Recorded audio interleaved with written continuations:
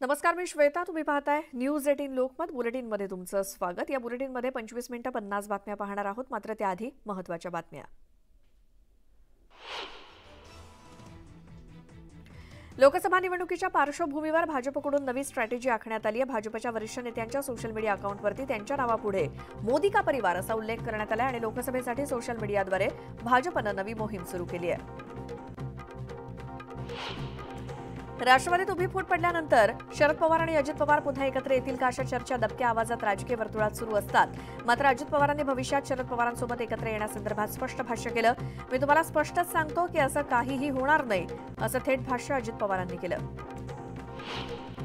शिरूरमध्ये अजित पवारांनी अमोल कोल्हेंवरती जोरदार टीका केली. अमोल कोल्हेंसारखा सेलिब्रिटी उमेदवार देणं ही आमची देखील चूक झाल्याचं त्यांनी महत्त्वाचं विधान केलं. अमोल कोल्हेंना मी आणि वळसे पाटलांनी निवडून आणलं, पण मध्येच राजीनामा द्यायला निघाला असं म्हणत अजित पवारांनी कोल्हेंवरती टीका केली. अजित पवार गटाच्या आगामी लोकसभा निवडणुकांच्या पार्श्वभूमीवर जय्यत तयारी सुरू आहे. 2 दिवसीय लोकसभा निहाय बैठक आयोजित करण्यात आली. यावेळी अजित पवारांसह सुनील तटकरे आणि वरिष्ठ नेते उपस्थित राहणार आहेत. लोकसभेपूर्वी एकूण 17 मतदारसंघांसाठी चर्चा होणार आहे. शरद पवारांच्या मनसरमधील सभेत त्यांनी दिलीप वळसे पाटलांवरती निशाणा साधला होता आणि त्यालाच प्रत्युत्तर देण्यासाठी अजित पवारांची आज मनसरमध्ये जाहीर सभा होते आणि या सभेमध्ये अजित पवारांची तोफ कुणावरती धडाडणार याकडे सगळ्यांचं लक्ष लागलंय. अमरावतीच्या खासदार नवनीत राणा अमरावतीहून नागपूरकडे रवाना झाल्यात. मैदानात जो घोडा असतो त्याचीच चर्चा असते, गाढवांची चर्चा कधी होत नाही.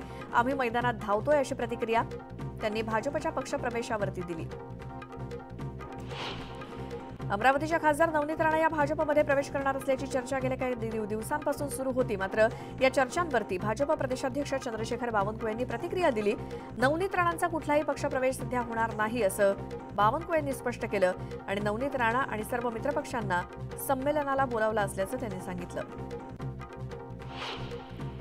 आमदार नितेश राणेंनी उद्धव ठाकरेंवरती निशाणा साधला. ठाकरेंनी दिलेला कोणता शब्द त्यांनी पूर्ण केला? कोकणातील किती शेतकऱ्यांना त्यांनी निधी मिळवून दिला असा सवाल विचारत नितेश राणेंनी उद्धव ठाकरेंवरती हल्लाबोल केला. मनोज जरांगे पाटील हे सोलापूर दौऱ्यावरती आहेत आणि यावेळी त्यांनी पुन्हा एकदा आरक्षणाच्या मुद्द्यावरून सरकारवरती हल्लाबोल केला. 10 तारखेला उपोषण का सुरू केलं याचं उत्तर वैरागमध्ये देतो असा इशारा जरांगेंनी दिला. मंत्रालयातील बनावट कागदपत्र घोटाळा उघड करण्यात आलाय आणि मंत्रालयातील उच्च पदावरती असलेल्या काही अधिकाऱ्यांनीच बनावट कागदपत्र बनवून वकिलांची नियुक्ती केल्याचा आरोप करण्यात आलाय. त्या अंतर्गत अधिकाऱ्यांविरोधात गुन्हा दाखल झालाय. समृद्धी महामार्गाच्या 3ऱ्या टप्प्याचं लोकार्पण पार पडलं. केंद्रीय राज्यमंत्री भारती पवार, सार्वजनिक बांधकाम मंत्री दादा भुसे, मंत्री छगन भुजबळ यांच्या हस्ते भरवीर ते इगतपुरी या 3ऱ्या टप्प्याचं लोकार्पण संपन्न झालं. समृद्धी महामार्गाच्या या 3ऱ्या टप्प्यामुळे आता मुंबईला वेगानं पोहोचता येणार आहे. विजय वडेट्टीवारांनी सरकारवरती निशाणा साधला. लोकांच्या मनातला राग मतपेटीतून दिसेल. त्यावेळी 10 वर्ष देशाला खड्ड्यात घालणारे कसे आहेत हे त्यांच्या लक्षात येईल आणि त्यांचे डोळे उघडतील असं म्हणत वडेट्टीवारांनी हल्लाबोल केला. बारामतीत सुप्रिया सुळेंचे बॅनर झळकतायत. महाविकास आघाडीकडून उमेदवारी जाहीर होण्यापूर्वीच बारामतीतील नीरा वागस भागात सुप्रिया सुळेंचे बॅनर झळकू लागल्यानं चर्चांना उधाण आलंय. या बॅनरवरती सुप्रिया सुळेंचा खासदार म्हणून उल्लेख करण्यात आलाय. बारामती लोकसभेत यंदा सुनेत्रा पवार बाजी मारणार असा महायुतीला विश्वास आहे असं म्हणत भाजपच्या नेत्या चित्रा वाघ यांनी सुनेत्रा पवारांच्या उमेदवारीचं सूतोवाच केलं. बारामती लोकसभा मतदारसंघात सुप्रिया सुळे विरुद्ध सुनेत्रा पवार अशी संभाव्य लढत होईल अशी चर्चा सुरू असताना चित्रा वाघ यांनी हे विधान केलं. केंद्रीय निवडणूक समितीच्या बैठकीमुळे जेपी नड्डा यांचा आजचा नागपूर दौरा रद्द झालाय. त्यामुळे नड्डांऐवजी स्मृती इराणी नागपुरातल्या भाजपच्या नमो युवा राष्ट्रीय महासंमेलनाला मार्गदर्शन करतील आणि यावेळी फडणवीस आणि बावनकुळेंसह विदर्भातील महायुतीचे सर्व खासदार उपस्थित असतील. शाहू महाराज छत्रपती यांनी कोल्हापुरातून निवडणुकीला उभे राहू नये असं वक्तव्य हसन मुश्रीफ यांनी केलं होतं. मात्र आज दोन्ही नेत्यांमध्ये चांगल्याच गप्पा रंगल्याचं दिसलं. यावेळी शाहू महाराज छत्रपतींनी मुश्रीफांना टोला लगावला. तुम्ही केलेलं आवाहन वृत्तपत्रातून वाचलं असं म्हणत फिरकी घेतली. जालन्यामध्ये शिवसेना नेते अर्जुन खोतकर यांच्या उपस्थितीत शेकडो तरुणांनी शिवसेना पक्षात प्रवेश केला.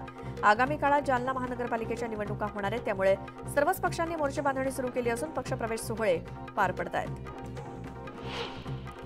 आगामी निवडणुकांच्या पार्श्वभूमीवर भाजपच्या दिल्लीतील नेत्यांचे महाराष्ट्रातले दौरे वाढलेत. भाजपचे वरिष्ठ नेते अमित शहा आज महाराष्ट्र दौऱ्यावरती येत आहेत. शहांच्या दौऱ्यात तीन जिल्ह्यामध्ये वेगवेगळ्या कार्यक्रमांचं आयोजन करण्यात आलंय आणि या दौऱ्यादरम्यान जागा वाटपाबाबत चर्चा होण्याची शक्यता आहे. अमित शहांच्या जळगाव दौऱ्याच्या पार्श्वभूमीवर केंद्रीय राखीव पोलीस दलाकडून सभास्थळाची पाहणी करण्यात आली. अमित शहांच्या सुरक्षेच्या दृष्टीनं दौऱ्याच्या 2 दिवस आधीच सीआरपीएफचं पथक जळगावात दाखल झालंय. लोकसभा निवडणुकीच्या पार्श्वभूमीवर पुण्यात आज महायुतीची बैठक आयोजित करण्यात आली आहे. चंद्रकांत पाटील महायुतीच्या पदाधिकाऱ्यांची बैठक घेणार आहेत. बारामती, शिरूर, मावळ आणि पुणे या 4 लोकसभा मतदारसंघातील महायुतीतील सर्वच घटक पक्ष या बैठकीला हजर असतील. आगामी लोकसभा निवडणुकीसाठी काँग्रेसनं तयारी सुरू केली आहे. जागा वाटपाच्या चर्चेसाठी काँग्रेसनं उद्या मंगळवारी महत्त्वाची बैठक बोलावली आहे. टिळक भवनात होणाऱ्या बैठकीत लोकसभेच्या जागा वाटपाबाबत चर्चा होणार आहे आणि या बैठकीला राज्यातील सर्व काँग्रेसचे नेते उपस्थित राहतील आणि या बैठकीतील सर्व तपशील दिल्लीमध्ये 6 मार्चला होणाऱ्या बैठकीत सादर केला जाईल. उद्धव ठाकरे आज मावळ दौऱ्यावरती आहेत. मावळ मतदारसंघातील पनवेल, खालापूर आणि उरण या 3 विधानसभा मतदारसंघात ठाकरेंच्या 3 सभा होणार आहेत. या जनसंवाद दौऱ्यामध्ये महाविकास आघाडीतील नेत्यांची देखील उपस्थित असेल. शिरूर लोकसभा मतदारसंघातील राजकीय वातावरण चांगलंच तापलंय. शिवाजीराव आढळराव पाटलांनी उमेदवारी देण्यापेक्षा भाजपच्या महेश लांडगे यांना शिरूर लोकसभा मतदारसंघाची उमेदवारी द्यावी अशी मागणी करत राष्ट्रवादीचे नेते आणि माजी आमदार विलास लांडेंनी पक्षालाच घरचा आहेर दिला. ठाकरे गटाचे आमदार राजन साळवी यांना एसीबीची नोटीस आली. एसीबीच्या कार्यालयात त्यांना हजर राहण्याचे आदेश देण्यात आलेत. तर त्यांच्या पत्नी आणि मुलाला हायकोर्टाच्या आदेशाप्रमाणे 4 ते 8 मार्चपर्यंत हजेरी लावत माहिती पुरवण्याचे आदेश देण्यात आलेत. धर्मराव बाबा आत्राम यांनी महायुतीतील लोकसभेच्या 10 जागांवरती दावा केला. तर विदर्भातील 2 जागा हव्या असल्याची मागणी देखील आत्राम यांनी केली आणि यावेळी स्वतः गडचिरोलीच्या जागेसाठी ते इच्छुक आहेत असं वक्तव्यही केलं.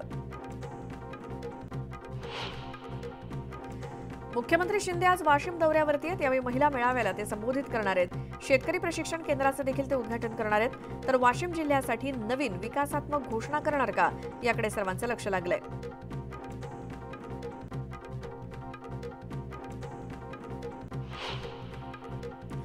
मुख्यमंत्री एकनाथ शिंदे आज जळगाव दौऱ्यावरती आहेत आणि या दौऱ्यादरम्यान ते मुक्ताईनगर आणि रावेर तालुक्याला जोडणाऱ्या तापी नदीवरील पुलाचं भूमिपूजन करणार आहेत.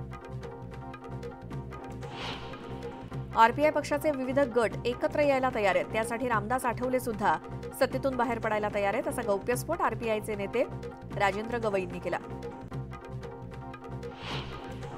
अकोल्यामध्ये भांग विक्रीचा एक अजब प्रकार समोर आलाय. चक्क चॉकलेटच्या रॅपरमध्ये भांग विक्री होत असल्याचं कळलंय. समाजसेवक विनय सरनाईक यांच्या सतर्कतेमुळे हा प्रकार उघडकीस आला. या प्रकरणी कठोर कारवाई करण्याची मागणी समाजसेवक विनय सरनाईक यांनी केली. मुरबाड शहरामध्ये असलेलं एफसीआयचं गोडाऊन नागरिकांसाठी आता डोकेदुखी ठरत आहे. धान्य घेण्यासाठी येणारे शेकडो ट्रक मुख्य रस्त्यावरती थांबत असल्यामुळे मुख्य रस्त्यावरती वाहतूक कोंडी होते. त्यामुळे आता नागरिक वाहतूक कोंडीला हैराण झालेत. हिंगोलीच्या सेनगाव ते रिसोर्ट रोडवरती काळ्या बाजारात विक्रीसाठी जाणारा रेशनच्या धान्याचा टेम्पो पोलिसांनी पकडला. स्थानिक गुन्हे शाखेच्या पथकानं ही कारवाई केली आणि या टेम्पोमधील तांदूळ, गहू, हे रेशनचं धान्य आणि टेम्पो असं जवळपास 5.5 लाख रुपयांचा मुद्देमाल पोलिसांनी जप्त केलाय. चंद्रपूर जिल्ह्यामध्ये भाजपच्या महिला मोर्चाच्या वतीनं महिला शक्ती वंदन अभियानाचं आयोजन करण्यात आलंय. दुर्गापूर इथून महिलांच्या मॅरेथॉनला हिरवा झेंडा दाखवून सुरुवात करण्यात आली आणि यावेळी महिलांसह मुलींनी देखील यात सहभाग घेतला. छत्रपती संभाजीनगर जिल्ह्यामध्ये यंदा पाण्याची समस्या गंभीर झाली आहे. जिल्ह्यातील 150 पेक्षा जास्त गावांना हिवाळ्यातच टँकरद्वारे पाणी पुरवठा केला जातोय. परिस्थिती गंभीर झाल्यानं पाणी प्रश्न आणखी बिकट होण्याची शक्यता आहे. गोंदिया जिल्ह्यात मागील वर्षीच्या तुलनेत यावर्षी शासकीय केंद्रावरती धान खरेदी कमी झाली आहे. शासकीय धान खरेदी केंद्राकडे शेतकऱ्यांनी पाठ फिरवली आहे. तर खासगी व्यापाऱ्यांकडे शेतकऱ्यांनी धान विक्रीसाठी रांगा लावल्याचं पाहायला मिळतंय. जळगाव जिल्ह्यातील यावल तालुक्यामध्ये झालेल्या अवकाळी पावसामुळे पपई पिकाचं मोठ्या प्रमाणात नुकसान झालंय. पपईची शेकडो झाडं जमीनदोस्त झाली असून शेतकऱ्याला अद्याप मदतीची अपेक्षा आहे. हिंगोली जिल्ह्यामध्ये रब्बी हंगामातील महत्त्वाचं पीक असलेल्या गव्हाची कापणी आणि काढणीच्या कामांना सुरुवात झाली आहे. ढगाळ वातावरण आणि पावसाच्या शक्यतेमुळे गहू कापणीची लगबग सुरू आहे. त्यामुळे मजुरांच्या हाताला देखील काम मिळतंय. जळगावातील महासंस्कृती महोत्सवात अभिनेत्री रिंकू राजगुरू हिला भेटण्यासाठी चाहत्यांनी मोठी गर्दी केली. या गर्दी दरम्यान रिंकू राजगुरूला धक्काबुक्की झाल्यानं रिंकूनं चाहत्यांना चांगलंच सुनावलं. हा व्हिडिओ सोशल मीडियावर चांगलाच व्हायरल झालाय. भंडारा जिल्ह्यातील तुमसर येथे एका युवकाने अचानक घरात प्रवेश केला. धारदार शस्त्रानं मायलेकीवरती प्राणघातक हल्ला केला. या हल्ल्यात महिला गंभीर जखमी झाले तर हल्लेखोर फरार झालाय. पुण्यापाठोपाठ पिंपरी चिंचवडमध्ये देखील कोट्यवधी रुपयांचा ड्रग्जचा साठा सापडलाय. पिंपरी चिंचवडमधील ड्रग्ज विक्री प्रकरणामध्ये चक्क पोलीस अधिकाऱ्यांचा समावेश असल्याची धक्कादायक माहिती समोर आली आहे. सांगवी पोलिसांनी याआधी हस्तगत केलेलं मेफेड्रोन 2 कोटींचं होतं. दरम्यान आरोपीच्या चौकशीवेळी पोलिसांकडूनच हे ड्रग घेतल्याची कबुली आरोपीनं दिली. लातूर नागपूर राष्ट्रीय महामार्गावरती भीषण अपघात झाला. या अपघातामध्ये 4 जणांचा जागीच मृत्यू झाला असून एक जण गंभीर जखमी झालाय. त्याच्यावर रुग्णालयात उपचार सुरू आहेत. या अपघातामध्ये 4 चाकीचा चक्काचूर झालाय. गडचिरोली जिल्ह्यातील देवलमरी इथे पहाटेच्या सुमारास 3 घरांना अचानक आग लागली. या 3ही घरं जळून खाक झालीत. 3ही घरातील कुटुंब आता रस्त्यावरती आली आहेत. आगीचं कारण अद्यापही अस्पष्ट आहे, मात्र सुदैवानं कोणतीही जीवितहानी यात झाली नाही. वाशिमची साखरा आंतरराष्ट्रीय जिल्हा परिषद शाळा माझी शाळा सुंदर शाळा अभियानामध्ये राज्यात अव्वल ठरली. राज्यातील एकूण 1,03,312 शाळांनी या अभियानामध्ये सहभाग घेतला होता. यात एकूण 51 लाखांचं पारितोषिक या शाळेनं पटकावलंय.